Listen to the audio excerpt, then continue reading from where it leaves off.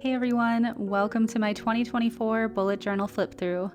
Just a quick warning that this video is fairly messy. Not only do I have acrylic paint all over my hands, but my bullet journal is quite out of order as well. I originally opened up to March, which is when I started creating YouTube videos, but my first bullet journal pages actually began in February. I have my cover page here, and for some reason I created the calendar pages ahead of it. These were literally my first bullet journal pages ever, so I was very much experimenting with all of this. I used alcohol markers on sticker paper for some of these drawings, and a set of pastel Tombow markers and some Primrosea markers for everything else. I really love this weekly layout with the jam drawings, and I had fun trying out different weekly layouts to see what I liked. These strawberries are done on sticker paper again, so that I could use my alcohol markers in this journal, which I really loved because they lay down colors so smoothly. And it took me a little while to get used to the streakiness that comes with water-based markers, but now I love those too. This jar is also done with alcohol markers, and I really like how it turned out. Now returning to my March pages, which was my very first theme that I ever shared on YouTube. I kept it really simple and used alcohol markers again on sticker paper for the space cat and the planet, and then I used Tombow markers for the rest of the colors. And then I used a combination of those two techniques for this calendar page and the rest of the pages for March.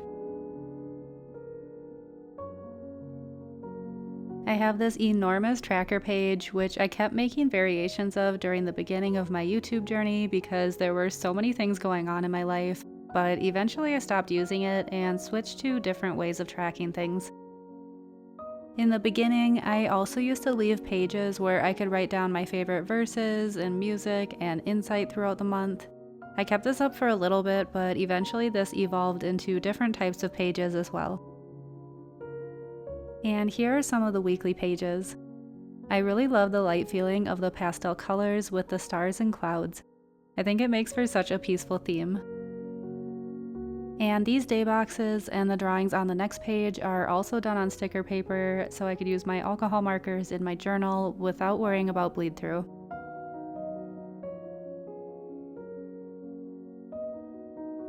Here is a quarterly goal planning page, and I feel like in the beginning of the year I'm really good at writing down goals, and then I get super motivated during summer, and it's nice to just have a plan already figured out because I will completely forget to pause and plan any further. As you can see, May and June got neglected here, but luckily I already had a good plan in motion, so I was able to be productive all summer. Moving on to April. I really loved all of the doodles on this cover page, and I remember I was trying out some different techniques with my fine lining that I really had fun with here. This calendar page just feels like it's lacking something if I'm being honest. Something about the colors just didn't work for me on this page. And here I've done another variation of one of my detailed tracker pages. Again, I started off the month strong, remembering to track things, and then slowly got away from using this page throughout the month. And here are some more pages where I remembered to document my favorite verses and music I was listening to. Again, there's just something a bit off with this color palette, but I did enjoy drawing all of the sweets and desserts on these pages. This next set of weeklies has a really cute color palette though that I wish I would have leaned into more during the theme. But I actually ended up using this color palette in my November theme. Not sure why I switched out the color palette just for this one page though. But here we are, back to the pink and green for the last two weekly spreads where I picked a different dessert or treat for each page.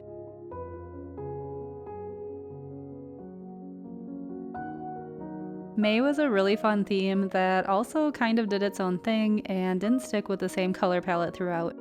But I enjoyed the light and springtime vibes that came from these cover pages. This calendar page was super fun to create, and I really enjoyed making faux washi tape and just the layout of this page in general.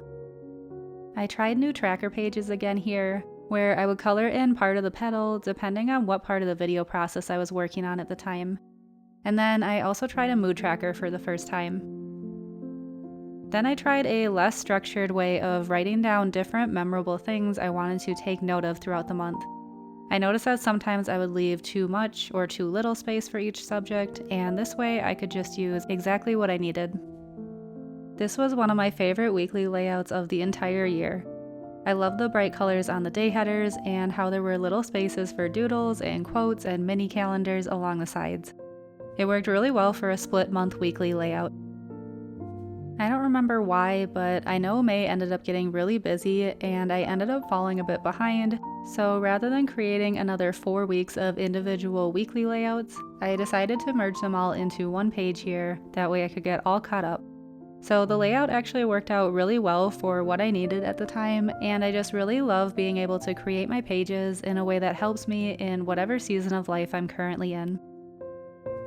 In June, I started combining my calendar page with my cover page, which is something that I often see Lu Tang Studio do in her bullet journal pages, so I tried it out for a while and really enjoyed it.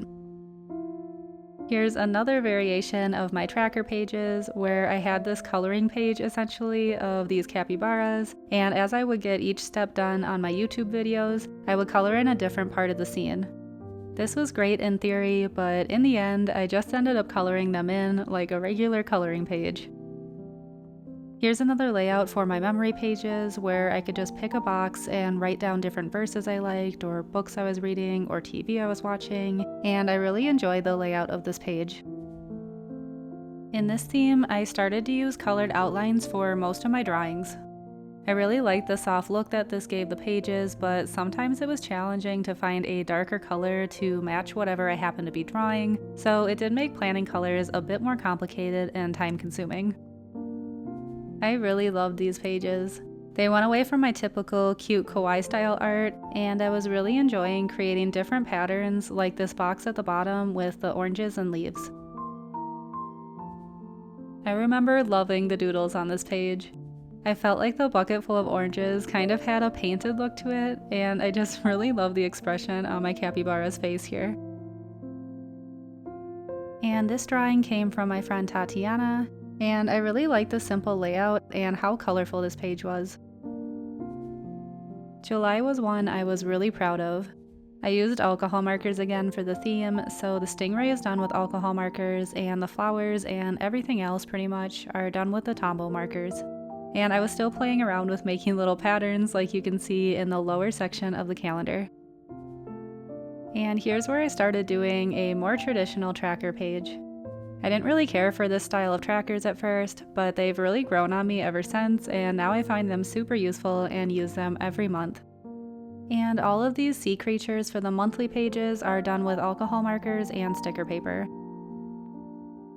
I really enjoyed this memory page where there are little scraps of paper hanging from a clothesline. I'll link all of my videos below if you want to check any of these out individually, because I usually mention where I get ideas like this from. I can't remember off the top of my head right now with this one, but I know that I mentioned it in the monthly video. Oh, and this first weekly page also has some alcohol marker characters on sticker paper. I had originally intended to do this throughout the entire month, but it's a bit more time consuming to create art in this way, and so for the following pages of weeklies, they're just drawn directly onto my journal with Tombow markers. A reoccurring theme of this year was that I was constantly running out of time. So I drew my stingray again here, this time with water-based markers, and I of course had to draw a gray kitty with his little star friend. And I had a lot of fun creating all of the bubbles on these pages.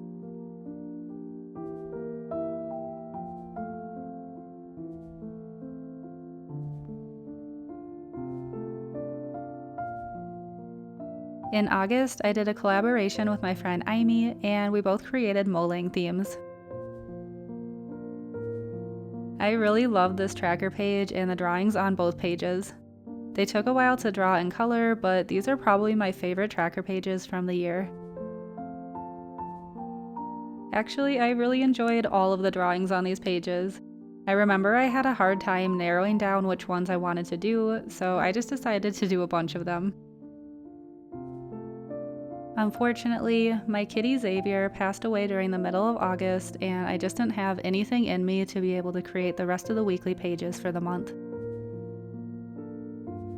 Because I had only started bullet journaling in February, I didn't know what I was doing when I started this journal, and I had left a ton of blank pages at the beginning of this journal with the intention to come back and make yearly pages on them. Since this never actually happened, I had a ton of extra pages there, and that's why I've now flipped all the way to the front of the journal, where you'll see I created my September pages. So the September theme was done for one of my subscribers whose birthday was in September, and she really loves pink, so she asked if I would make a pink birthday theme for her. And I decided to move my memory pages onto this calendar here since I wasn't using them as frequently. And then I made an enormous cake for my tracker page, and I was experimenting with the a line a day log here, which I ended up doing for a while, but now I feel like I often just write similar information here as I do on my weekly pages, so I haven't been making these as often. Here I wanted to try the My Doodle 9 challenge, and as you can see, I got really far with it. I managed to draw my own character, and then never found time to finish drawing on this page throughout the month. Not sure what was going on at the beginning of this month, but sometimes my pages just don't get used. I often find more enjoyment in creating the pages than actually using them functionally, so I don't really mind when this happens. I really like this layout and how Gray Kitty looks as a cupcake. And I created a balloon design for the mini calendar, which I thought turned out really cute as well.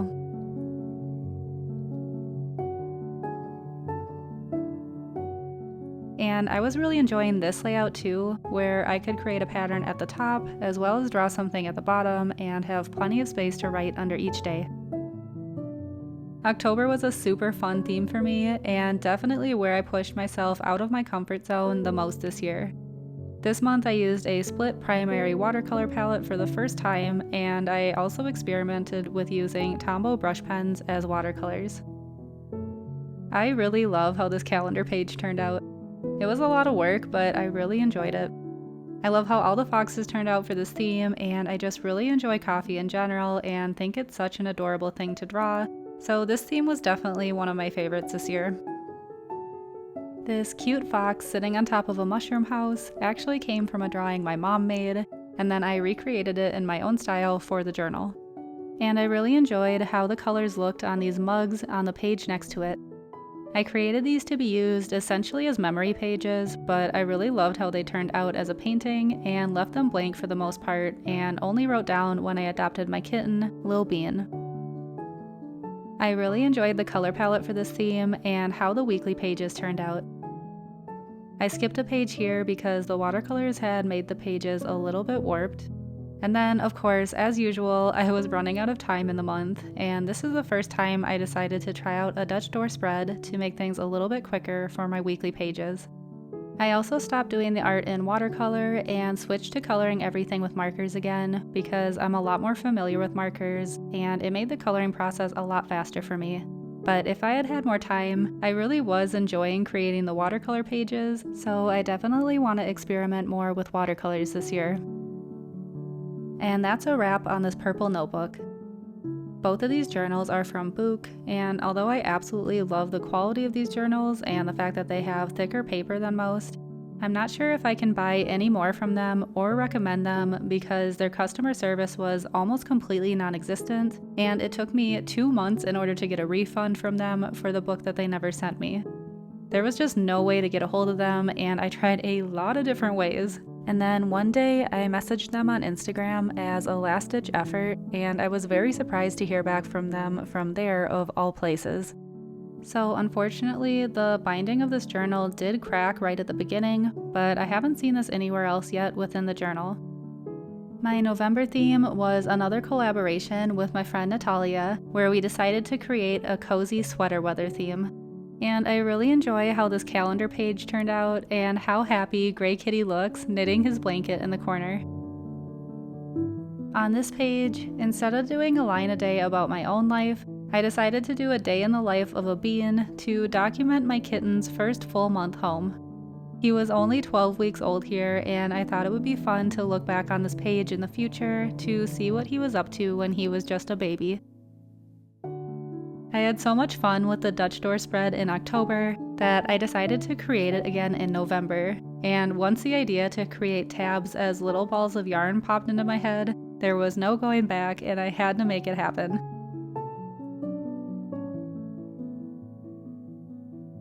And December ended up being another one of my favorite themes of this year.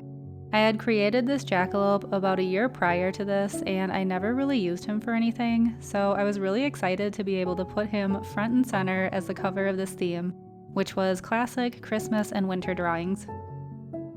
This calendar page was super fun to create as well. I just love Christmas and winter art so much, and it makes me really happy.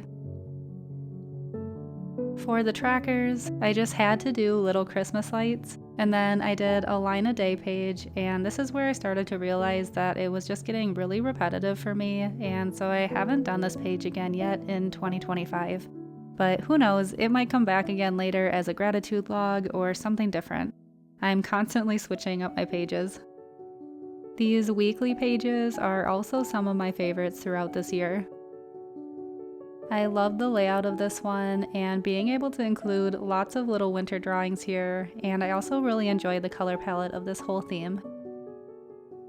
And because my pages were getting so doodle heavy, I decided I would merge the last 2 weeks into the space I usually use for a single week, and then I loaded up both sides with even more Christmas art. And that is the end of the year and leads us to the 2025 cover page. This was such an incredibly fun year, and I'll be sure to link all the videos for each monthly and weekly below if you want to take a closer look at any of these themes. Thank you so much for joining me today, and I'll see you in the next one.